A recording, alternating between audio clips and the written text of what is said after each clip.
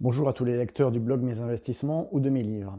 Alors aujourd'hui, on va parler immobilier, mais on va parler un petit peu plus de gestion locative pour ceux qui gèrent en direct plutôt que de recherche d'investissement en lui-même. Alors le but, c'est de vous donner dans cette vidéo notamment une astuce que j'utilise pour limiter les occurrences où vos locataires vous dérangent.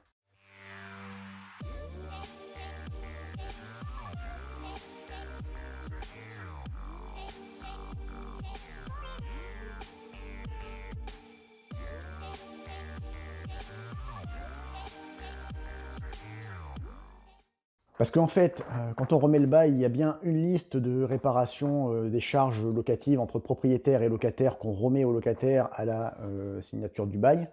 Mais ma première question, c'est combien de locataires la lisent en détail à votre avis? Je pense qu'il n'y en a quasiment aucun. Et qui n'a jamais eu un locataire, finalement, quand il y avait un problème dans l'appartement, qui le dérangeait pour une ampoule grillée? Alors je caricature peut-être un petit peu avec l'histoire de l'ampoule grillée, mais vous voyez l'idée. Donc c'est ce qu'on va voir dans cette vidéo. Alors d'abord, avant toute chose, je distinguerai bien deux périodes. La première, le début du bail, c'est-à-dire immédiatement après la remise des clés. Lorsque vous remettez les clés, vous devez remettre un bien propre et fonctionnel. Ensuite, si un locataire un peu pinailleur vous contacte quelques jours après en vous disant qu'il y a un dysfonctionnement dans l'appartement, alors même si c'est quelque chose qui relèverait normalement des charges locatives et de ce qui est censé réparer, à ce moment-là, l'attitude que j'adopte, c'est que j'investis les quelques dizaines d'euros pour réparer la chose, puisque finalement, cette dégradation, ce petit dysfonctionnement, finalement, je ne l'avais pas remarqué à l'état des lieux de sortie, et il incombait au précédent locataire. Donc en gros, en tout début de bail, l'idée c'est de bien remettre un bien complètement fonctionnel à votre locataire. Puisque effectivement, par exemple, si on a un joint qui fuit complètement, ça incombe à l'ancien locataire, et puis c'est que je ne l'avais pas vu au moment de l'état des lieux de sortie, et donc l'idée c'est de lui payer cette réparation afin de repartir d'une situation saine. Alors bon, mini astuce que j'utilise, alors j'essaie au maximum que ça n'impose pas un déplacement du propriétaire en lui-même ou de la personne que j'utilise pour faire ces petites réparations. Bon, quand c'est des petits trucs, si le locataire est suffisamment bricoleur, je lui dis qu'il achète, qu'il me fait la facture à mon nom et puis que je le rembourserai. Bon, alors voilà, ça c'est pour le début de location. Alors par contre, la problématique qu'on a, c'est en cours de location.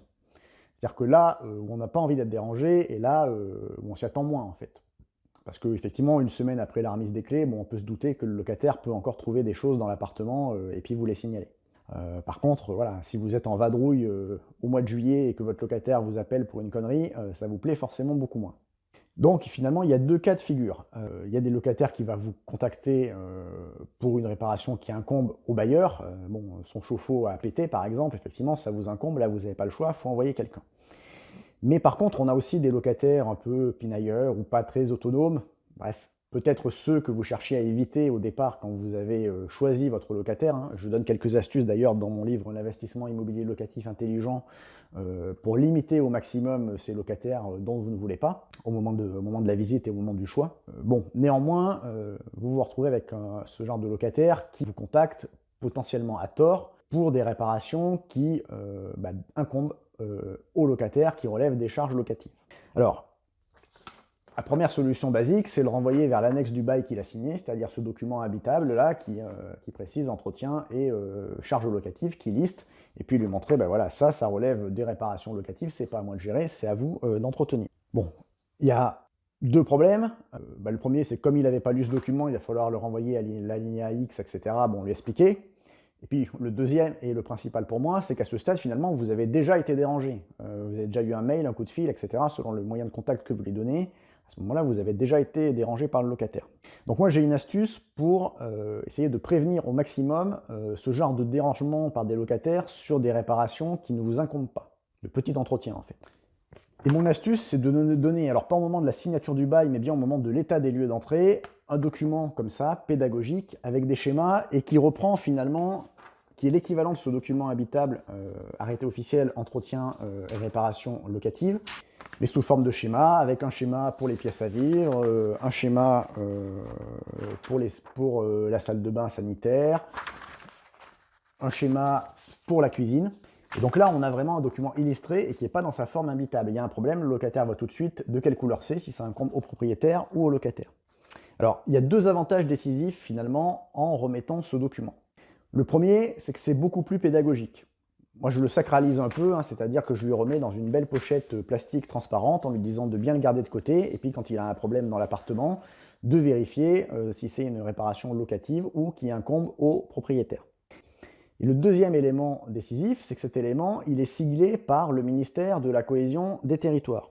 Du coup, avec ce sigle, il n'est pas juste vu par un locataire comme un truc que j'aurais trouvé sur Internet parce que ça arrange, entre guillemets, le propriétaire. Donc ce document, il fait bien figure d'autorité impartiale. Et d'ailleurs, à la toute fin, après les schémas, il reprend une page avec le décret imbitable des réparations locatives. Alors, mes résultats, qu'est-ce que c'est? Depuis que je remets systématiquement ce document à l'état des lieux d'entrée, sur les appartements que j'ai en direct, hein, c'est pas tous parce que maintenant j'en ai un certain nombre, mais j'ai vraiment l'impression que ce document, la remise de ce document en la sacralisant, contribue à remettre l'église au milieu du village. Non seulement il est balayé par le locataire des yeux visuellement au moment où je le lui remets, voilà, on le parcourt ensemble très rapidement. Et deuxième effet, j'ai en quantité moins d'appels pour des problèmes qui incombent sans ambiguïté aux charges locatives et aux charges à l'entretien dont le locataire est responsable. Donc si vous voulez télécharger ce document, je vous le mets dans la description de la vidéo avec un lien pour le télécharger et pour pouvoir l'utiliser. Si vous avez aimé cette vidéo, n'oubliez pas un petit like. Si vous avez d'autres astuces que vous utilisez pour limiter les occurrences où vos locataires vous dérangent dans les appartements que vous gérez en direct, proposez-les en commentaire. Et voilà, et puis pour ceux qui ne me connaissent pas, si vous voulez vous cultiver sur l'immobilier, continuer à vous former, je vous rappelle mes livres, mon best-seller L'investissement immobilier locatif intelligent et sa suite 77 exercices pratiques pour l'investisseur immobilier intelligent. Vous aurez aussi les liens dans la description de cette vidéo. Et si vous voulez recevoir d'autres astuces comme ça pour vos investissements immobiliers, n'oubliez pas de vous abonner à la chaîne.